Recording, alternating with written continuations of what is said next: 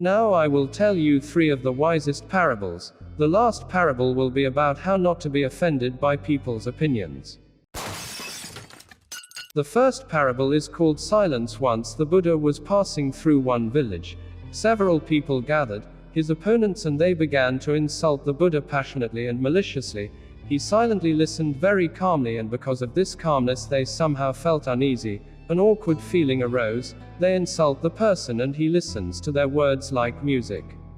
There is something wrong. One of them turned to Buddha. What's the matter? Don't you understand what we're saying?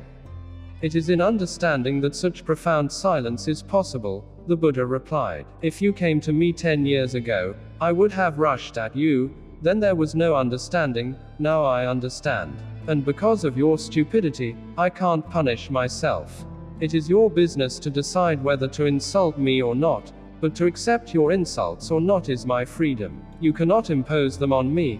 I just refuse them. They are not worth it. You can take them for yourself. I refuse to accept them. If I hate, I deprive myself of something. If I love, I enrich myself with what I love. Misanthropy is a slow suicide. Love for oneself and others is the greatest poverty of a living creature.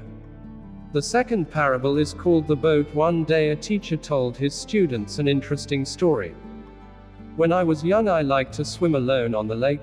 Under the moon, I was surrounded by silence and calmness. I lay on the water, looked at the stars and listened to my thoughts. Suddenly, I saw a boat approaching me. I swam a little to the side, but the boat kept moving straight towards me. I started yelling at whoever was in the boat, but it didn't help. The boat continued to move towards me. Anger rose in me. I was going to swear at the person in the boat, but when the boat sailed closer, I saw that she was empty. My anger had nowhere to go, on whom I had to throw it out. I had no choice but to roll over again on my back to look at the stars and start listen to your anger.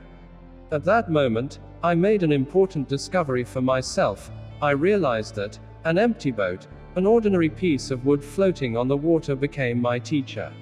Since then, if someone tried to offend me and anger rose in me, I remembered that incident in the lake, laughing and saying that the boat is also empty. What begins with anger ends in shame. An angry and insulting person will be a real fool for the rest of his life. The third parable is called Provocateur. There was an old, wise samurai. He had a group of students and he taught them wisdom and martial arts. One day, during classes, a young warrior came to him, famous for his arrogance and cruelty. His favorite tactic was provocation. He insulted enemy. The enemy lost his temper, accepted the challenge, but in a rage made a repeated mistake and lost the battle. So it happened this time. The warrior shouted out a few insults and began to observe the reaction of the samurai, but he calmly continued to lead lessons.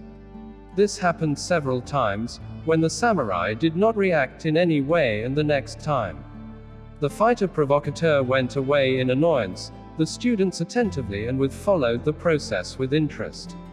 After the fighter left, one of them could not stand it. Teacher, why did you endure his attacks? You should have challenged him to a fight. Wise, the samurai replied. When a gift is brought to you and you do not accept it, who does it belong to?